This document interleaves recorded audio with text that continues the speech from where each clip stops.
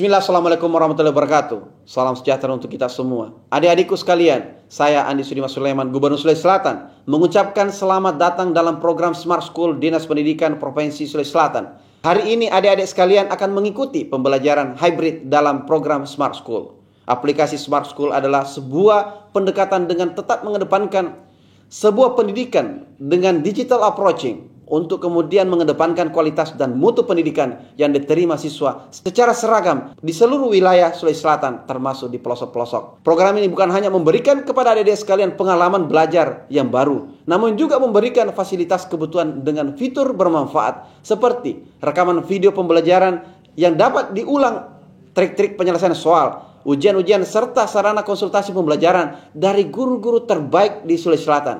Sering-sering mengakses aplikasi Smart School melalui gawai yang adik-adik sekalian miliki di setiap kesempatan yang dimiliki. Untuk seluruh adik-adikku sekalian yang saya cintai, saya banggakan, selamat belajar dan semoga ilmu yang didapatkan bermanfaat untuk menambah pengetahuan pendidikan adik-adik sekalian. Salam kita pada salam. Assalamualaikum warahmatullahi wabarakatuh. Salam sejahtera untuk kita semua.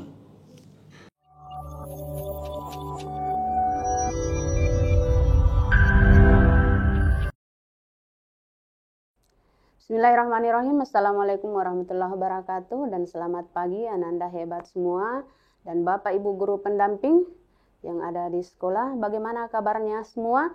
Semoga selalu dalam keadaan sehat, ya, selalu dalam lindungan Allah Subhanahu wa taala. Berjumpa lagi dengan saya Suhartina pada pembelajaran mata pelajaran ekonomi. Pada kesempatan kali ini kita akan belajar tentang materi jurnal umum. Mari kita simak pembahasan selanjutnya.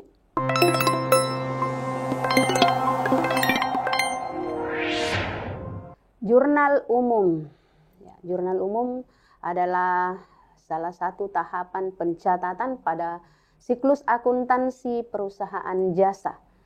Ya, di mana jurnal umum ini atau general jurnal itu dipelajari setelah kita menganalisis transaksi dengan aturan mekanisme debit kredit.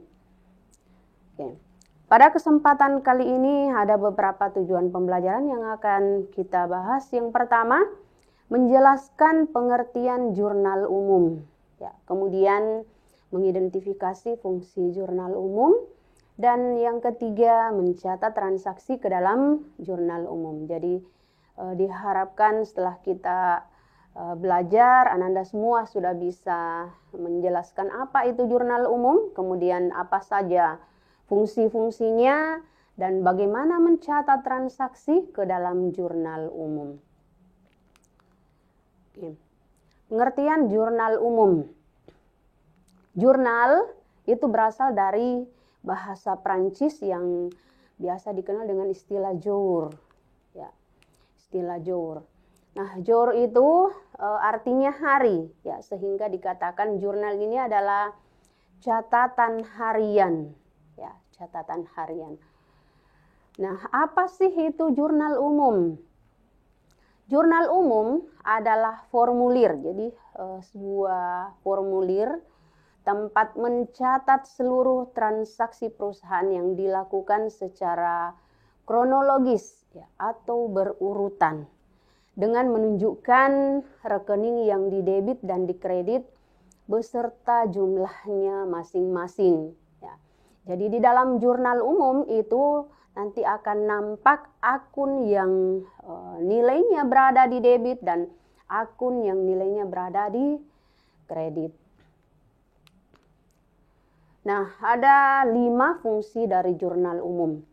Yang pertama, fungsi mencatat. Semua transaksi yang terjadi itu harus dicatat berdasarkan bukti transaksi yang ada. Jadi semua transaksi, ya. Kemudian fungsi historis. Historis kalau dalam arti bahasa adalah sejarah, ya.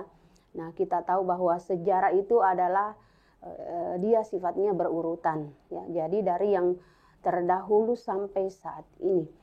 Nah, begitupun dengan fungsi historis, kita mencatatnya itu berdasarkan urutan waktu atau kronologis terjadinya transaksi tersebut. Ya, jadi dimulai dari yang pertama sekali terjadi hingga terakhir, ya, dan secara berurut. Tidak boleh kita langkah-langkahi. Kemudian ada fungsi informasi. Ya. Jurnal ini dapat memberikan informasi, ya, memberikan informasi tentang transaksi yang terjadi. Tuh. Kemudian ada fungsi analisis.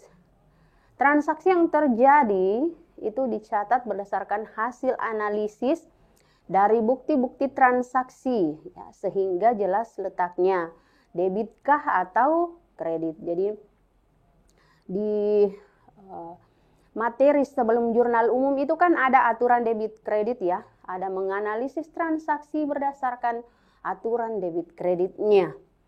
Nah, disitulah kita menganalisis bahwa akun ini berada di posisi mana, apakah debit atau kredit. Kemudian ada fungsi instruksi. Jurnal itu merupakan instruksi atau perintah, ya, untuk melakukan posting ke buku besar, ya, debit atau kredit. Jadi setelah nanti kita mencatat transaksi ke dalam jurnal umum, maka ada langkah selanjutnya, ya, biasa dimasukkan ke dalam tahap penggolongan, tetapi bisa juga tahap pencatatan. Ya, jadi setelah kita membuat jurnal umum, maka harus kita posting ke buku besar. Ya. Itulah 5 fungsi dari jurnal umum.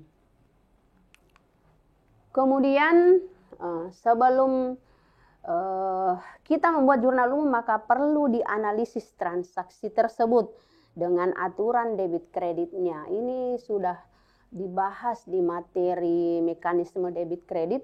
Jadi ada 5, ya, ada 5 kelompok akun. Ya, ada harta, ya, harta, utang, modal, pendapatan, dan beban. Ya, ada 5.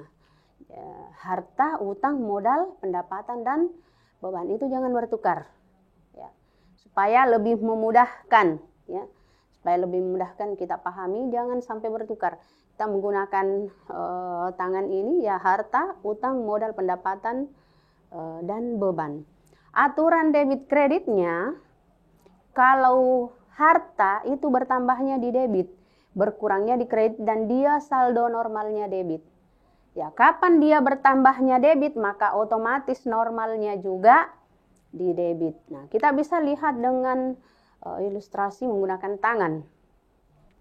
Ya, makanya tadi saya sampaikan bahwa tidak boleh bertukar supaya lebih mudah kita pahami, ya, bahwa dari 5 kelompok ini ada 3 yang bersaldo normal kredit dan ada 2, ya, harta dan beban ini itu bersaldo normal debit. Sementara yang ketiga ini, ya, utang, modal, pendapatan itu bersaldo normal kredit. Artinya ketika dia bertambah maka posisinya di kredit.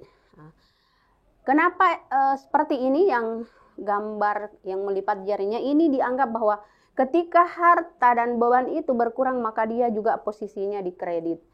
Sementara kalau yang di tengah, utang, modal, pendapatannya yang berkurang, maka posisinya di debit. Ya.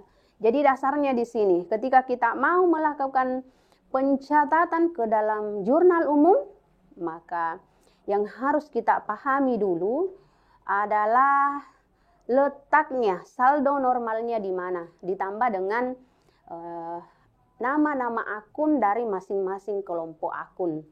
Ya, jadi harta itu ada harta lancar, ini ya, harta lancar, harta tetap, harta tidak berwujud. Tetapi di dalam pencatatan akuntansi itu harta tidak berwujud tidak dituliskan. Kenapa? Karena harta tidak berwujud ini tidak dapat dituliskan dalam satuan uang.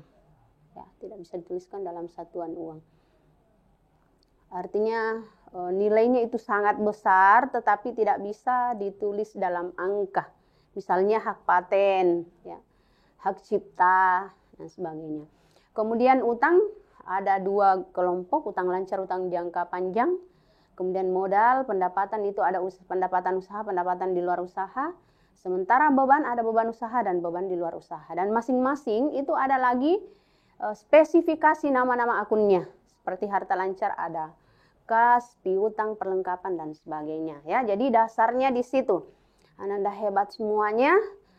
Untuk memudahkan lanjut ke jurnal umum, maka dasar-dasar inilah yang harus dipahami terlebih dahulu.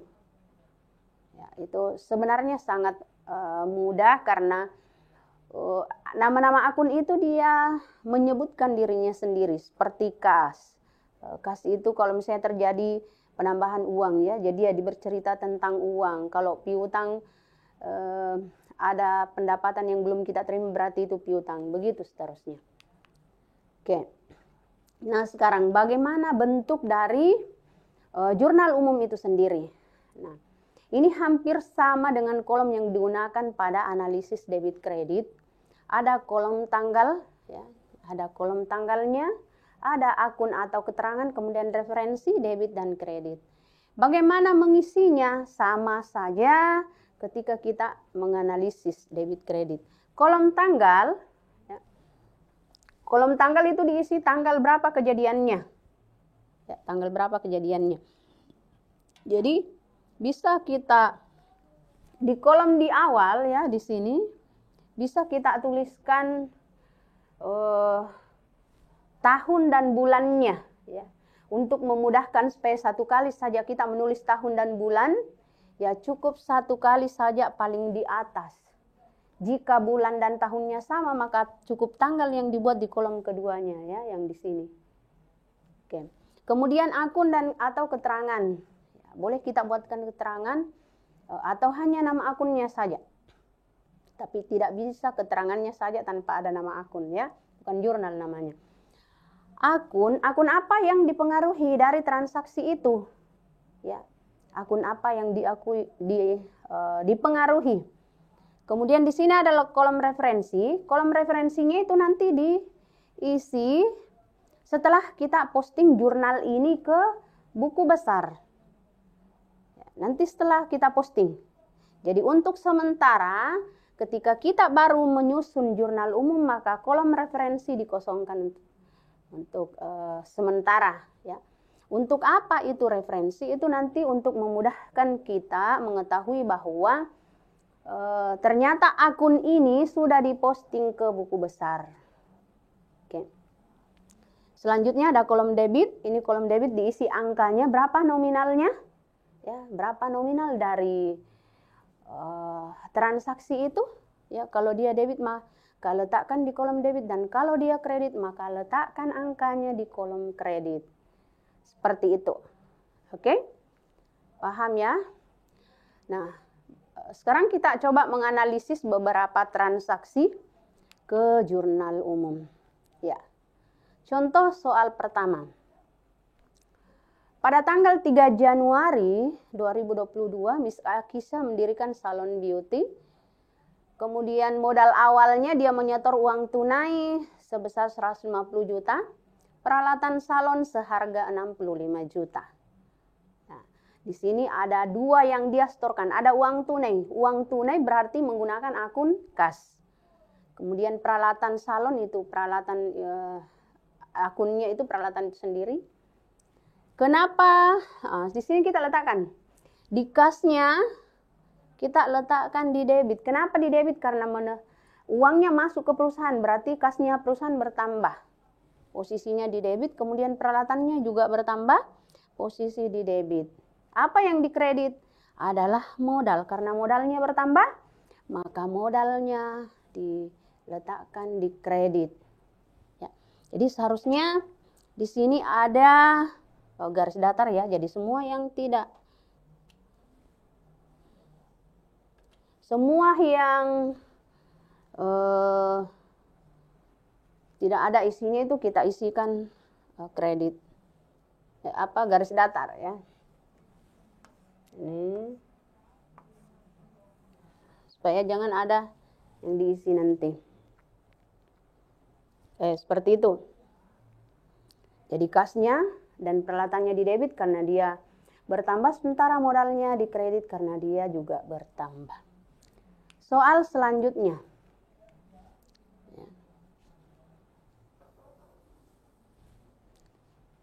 Pada tanggal 4 Januari dibayar sewa ruko sebesar 24 juta untuk setahun. Dicatat sebagai harta. Jadi perusahaan ini dia mencatatnya sebagai harta. Maka di sini ditulis sewa dibayar di muka, debit 24 juta, kemudian kasnya dikredit sebesar 24 juta.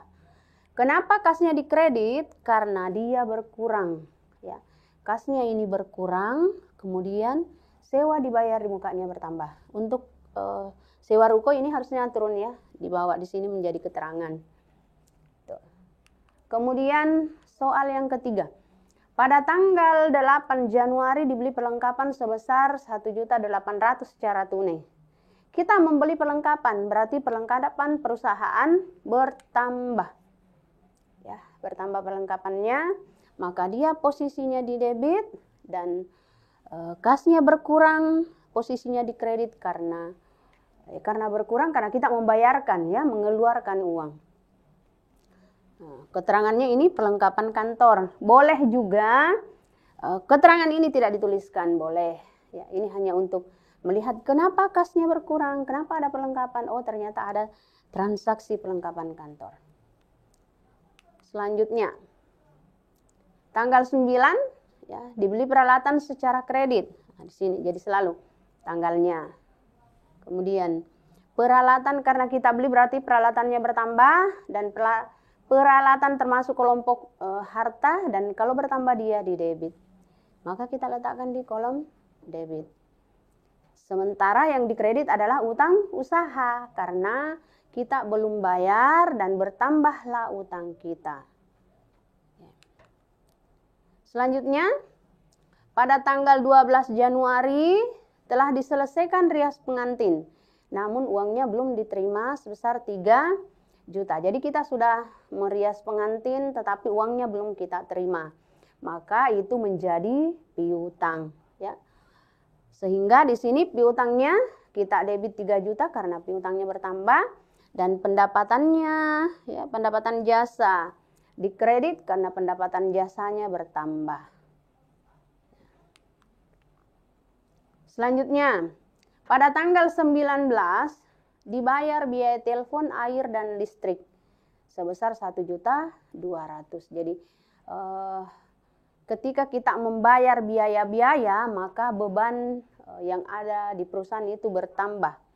Jadi beban telepon, air, dan listriknya itu bertambah sehingga posisinya di debit dan kasnya berkurang maka posisinya di kredit. Oke, selanjutnya di tanggal 23 Miss Akisa mengambil uang pada perusahaannya untuk keperluan pribadi. Jadi ada dana keluar untuk keperluan pribadinya si pemilik. Ya. Jadi kalau ada pengambilan harta di perusahaan untuk keperluan pribadi si pemilik, maka itu menggunakan akun prive. Dan prive kalau bertambah, dia di debit. Dan yang berkurang adalah kasnya sehingga posisinya di kredit.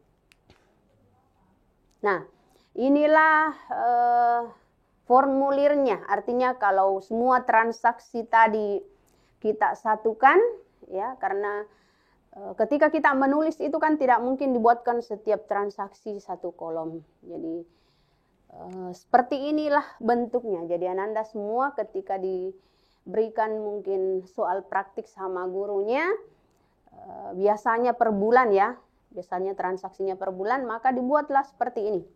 Ya, kolom tanggal, keterangan atau akun, referensi, debit, dan kreditnya. Kemudian ada halamannya, halaman 1. Ya. Sekiranya transaksi itu tidak muat satu halaman, berarti kita harus menyeberang ke halaman berikutnya. Nah, halaman berikutnya itu halaman berapa? Kalau misalnya 2 halaman misalnya, maka setelah halaman 1 pastinya halaman 2. Nah, ada di sini yang agak berbeda ketika kita menganalisis dengan mekanisme debit kredit. Penulisannya, ya, penulisannya. Kenapa ada yang agak masuk? Ya, misalnya ini, modal Miss Akisa, kemudian kas. Ya. Kenapa seperti itu? Ya, untuk memperjelas bahwa akun itu nilainya berada di posisi kredit. Ya. Sehingga memang akuntansi itu kan dikatakanlah seni pencatatan. Disinilah letak seninya salah satunya. Ya, cara penulisan. Ini kan kalau seperti ini kan agak menarik ya. Kelihatan rapi, ya, kentara bahwa ini posisinya di kredit. Jadi kalau misalnya dia soal pilihan ganda itu kadang-kadang tidak disiapkan kolom. Ya, tidak disiapkan kolom. Jadi hanya dituliskan saja jawabannya. Misalnya sewa dibayar di muka, kemudian kas. Nah, bagaimana kita tahu bahwa itu debit dan kredit sementara tidak ada kolom debit dan kreditnya? Ya, dari letak penulisannya. Ketika dia agak ke kiri, maka itu pasti debit. Dan agak ke kanan itu pasti di kredit. Oke. Nah, itulah penjelasan tentang jurnal umum. Sebelum kita berlatih beberapa soal-soal berikut, pilihan ganda dan beberapa soal esai. Mungkin ada yang mau ditanyakan? Oke. Baiklah, Ananda hebat semua dan Bapak Ibu guru pendamping yang saya hormati. Mari kita berlatih beberapa soal bagaimana mencatatnya ke dalam jurnal umum. Oke, jadi silahkan dibaca soalnya baik-baik, kemudian dijawab ya. Nanti akan kita bahas bersama-sama. Nah, ini soalnya. Ya, ini hanyalah salah satu bukti transaksi. Ya, ini bukti transaksinya adalah kwitansi bengkel Zain. Ya. Kemudian telah diterima dari Nona Ayandra. Uang sejumlah 1 juta rupiah untuk pembayaran servis mobil. Ya, tertanggal 3 Februari 2021 diterima oleh bagian keuangannya Pak Lanang. Kemudian di situ ada angkanya 1 juta. Ya, ini angka kemudian tulisan hurufnya. Silakan Ananda, kira-kira kalau kita menemui bukti transaksi seperti itu, ya seperti kwitansi ini, bagaimana menjurnalnya? Bagaimana mencatatnya ke dalam jurnal umum? Silakan yang mau menjawab boleh raise hand. Baik, kita akan lihat apakah tepat yang dijawab oleh SMA Negeri 5 Maros. Oke. Ya, ternyata tepat sekali jawabannya. Ya. Kasnya bertambah di debit, kemudian pendapatannya di kredit. Kenapa kasnya ada di debit? Karena bertambah. Kenapa bertambah? Karena kita terima tadi dari Nona Ayandra. Ya, menerima uang 1 juta rupiah dari Nona Ayandra. Berarti ada uang masuk ke bengkel Zain ini sebesar 1 juta. Ya, kasnya di debit. Kemudian kenapa pendapatan jasa? Karena kita terima uang akibat dari selesainya kita melakukan servis pada mobilnya Nona Ayandra. Ya, maka pendapatan jasanya perusahaan bertambah, posisinya di kredit. Oke, baik, terima kasih dari SMA Negeri 5 Maros yang sudah berpartisipasi. Kita ke soal berikutnya. Pada tanggal 4 Februari 2021, dibeli peralatan secara tunai sebesar 1.500.000 dan dibayar secara kredit 2 juta. Maka bagaimanakah jurnal umumnya? Ada peralatan yang kita beli. Ya, kita sudah langsung bayar 1,5, tetapi masih ada 2 juta yang belum kita bayar. Ya, berarti transaksi ini kemungkinan besar mempengaruhi lebih dari 2 akun. Ya, jadi sepertinya ya kemungkinan besar mempengaruhi lebih dari 2 akun. Ya, karena setiap transaksi itu pasti mempengaruhi 2 atau lebih. Tidak pernah hanya 1. Ya. Biasa juga ada siswa yang tulisnya hanya 1 saja, tidak ada yang kredit. Misalnya dia hanya menulis yang di debit saja, tidak ada yang kreditnya, atau kredit saja tapi tidak ada debitnya. Ya, di dalam pencatatan akuntansi ada istilah double entry ya, sistem pencatatan berpasangan. Kalau ada debit, pasti ada kredit. Karena ada kiri, pasti ada kanan. Oke, silahkan. Ya, mudah sekali soal ini. Ya, ada yang dibeli peralatan. Kita langsung bayar 1.500.000. Dan masih ada yang belum kita bayar sebesar 2 juta. Maka akun apakah yang dipengaruhi? Baik. Kita lihat apa akun yang dipengaruhi dari transaksi ini. Nah, seperti yang saya sampaikan tadi bahwa kemungkinan besar mempengaruhi 3 akun, ya, 2 atau lebih. Di situ dibeli peralatan, maka peralatan yang ada di perusahaan bertambah, maka posisinya di debit 2.500.000. Dari mana 2.500.000? Sementara di situ dikatakan tidak ada yang disampaikan bahwa peralatannya sekian. Nah, kita bisa lihat dari pembayarannya. Yang dibayar tunai 1.500.000 dan 2 juta yang belum dibayar. Ya. Maka total dari peralatan itu adalah 2.500.000. Sehingga peralatannya di debit 2.500.000. Kemudian kasnya dikredit 1.500.000, utang usahanya dikredit 2 juta. Ya, kenapa kasnya dikredit? Karena dia berkurang. Sementara utang usahanya dikredit karena dia bertambah. Oke, itu jawaban dari tanggal 4 Februari. Baik, selanjutnya. Soal yang ketiga ini tanpa angka, jadi hanya melihat di manakah diletakkan nilai nominalnya dan akun apa yang dipengaruhi. Sebuah perusahaan menerima pendapatan ya, setelah selesai melakukan pekerjaan jasa terhadap pelanggannya.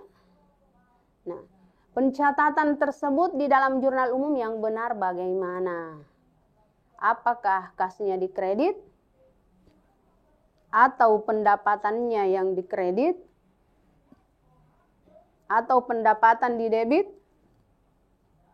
ataukah piutang di debit, atau mungkin piutang di kredit. Oke, silahkan. Oke, mau lihat soal yang nomor 2. Oke, kita ulangi. Ya. Maaf. Ya. Harusnya berapa? Ya, betul sekali. Mantap. Keren sekali dari SMA 3 Bone. Terima kasih Bu koreksinya.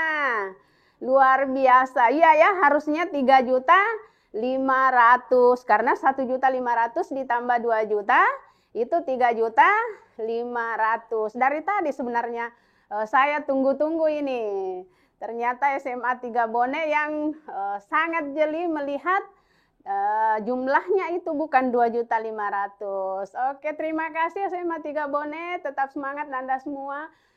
Ibu guru yang sangat luar biasa. Masya Allah ya. Terima kasih. Tadi di soal yang keempat ya. Peralatannya bukan 2.500.000. Tetapi 2 ditambah 1.500.000 itu 3.500.000. Betul sekali. Oke, selanjutnya tadi dijawab untuk soal yang ketiga ini pendapatan dikredit. Ya, betul. Kenapa pendapatan dikredit? Karena pendapatannya bertambah. Ya, kasnya bukan dikredit, harusnya kasnya di debit. Sehingga yang paling tepat adalah B. Ya, kita lanjut ke soal yang keempat. Ini soalnya pilihan ganda. ada transaksi perusahaan jasa. Ya, ada 4 transaksi, kemudian jurnalnya juga sudah tersedia. Tinggal kita pilih yang manakah jurnal yang paling tepat. Ya. Yang manakah jurnal yang paling tepat yang sudah dibuat ini? Apakah 1, 2, dan 3? Atau 1, 2, dan 4? Atau 2, 3, dan 5? Atau 2, 4, dan 5? Atau 3, 4, dan 5? Silahkan. Ya. Jadi tadi sudah dijawab 2 nomor ya yang dijawab SMA 3 Bone. Masya Allah. Siapa lagi yang mau menjawab soal yang keempat ini? Silahkan raise hand. Ya, atau mungkin mau dijawab di chat, boleh. Ya, mungkin ada yang keliru lagi dengan angka-angkanya.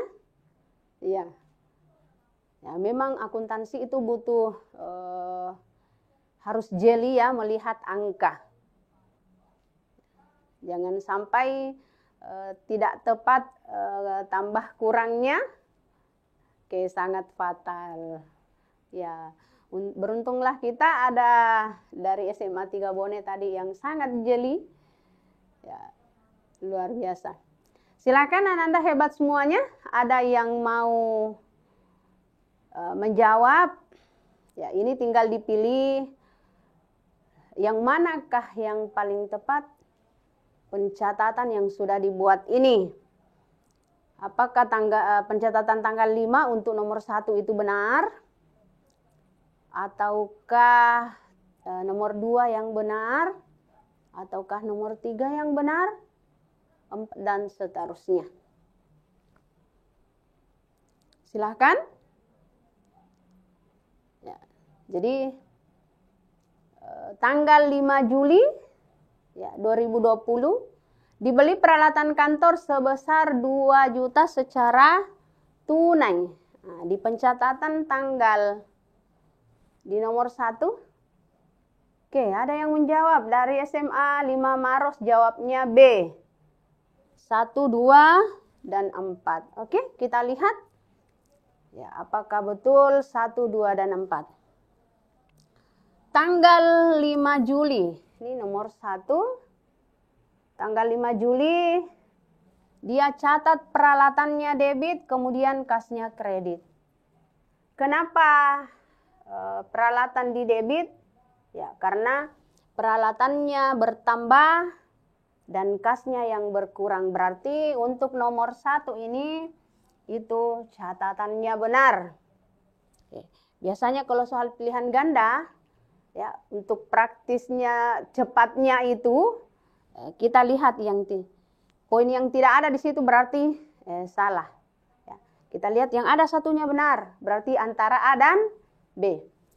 Nomor 2, ya, di tanggal 8 diterima pelunasan piutang dari PT Cahaya 2.750.000. Nah, di sini dia catatnya kasnya debit, kemudian piutangnya yang dikredit. Diterima pelunasan piutang berarti ada uang bertambah. Jadi kasnya di debit, kemudian piutangnya berkurang, dikredit. Maka pencatatan ini juga benar. Jadi sudah 1-2. Ya, 1-2 yang benar. Kita lihat tanggal 8. Ini otomatis salah. Ya, karena transaksi tanggal 8 itu yang paling tepatnya adalah yang nomor 2. Ya, yang ada 3-nya salah, berarti ini salah. Ini sudah jelas salah. Ya. Tanggal nomor 4. Dibayar sewa toko untuk 1 tahun sebesar 6 juta. Di sini ada beban sewanya debit, kasnya kredit. Jadi untuk yang nomor 4 ini ada 2 pencatatan yang bisa dilakukan. Bisa diakui sebagai harta, bisa diakui sebagai beban.